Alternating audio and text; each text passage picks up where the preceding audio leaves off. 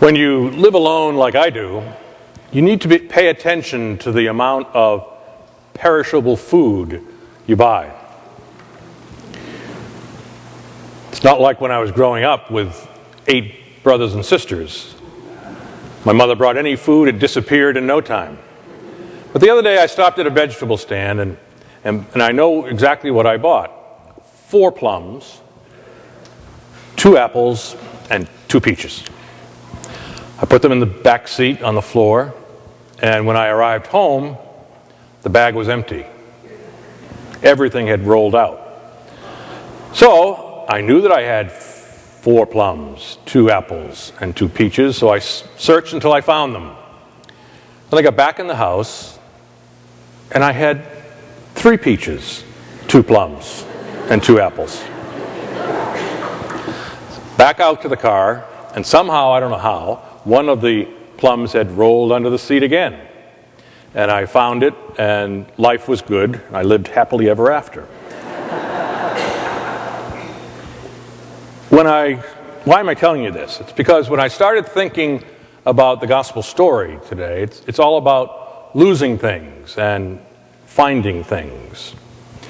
Here, we're talking about a lost sheep or a lost coin, or if we had read the long version, the lost son.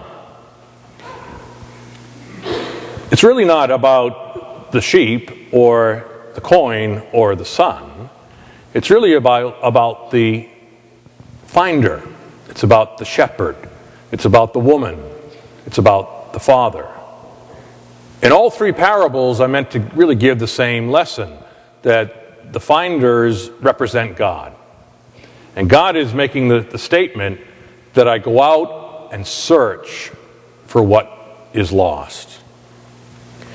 God knows us more intimately than we might think. As the scriptures say, He calls us each by name. And that when we kind of roll under the front seat of the car at times, He's searching for us. We sometimes make bad choices, or we have personal challenges and difficulties, and we might think that God has forgotten me. And what this gospel story is trying to emphasize for all of us is God doesn't forget. God is searching. And perhaps He is working through other people or other experiences and circumstances that remind us that God is looking for us. He encourages us. He's the one that says that I'm praying for you, or the one who reaches out and says, perhaps without words, I care for you.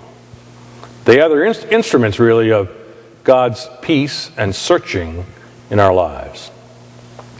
And if we get lost a second time, like my little plum, God doesn't say, sorry, you can only be lost once. I'll only look and search for you once.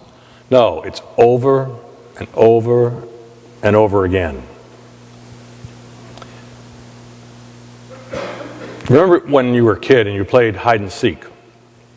If the game was going on too long and darkness was coming, or you was just simply bored, the one who was seeking out, the hiders, could yell, "Ollie, ollie, in free," which meant you could come in. You could leave your hiding spot and you wouldn't be considered caught. You were home free.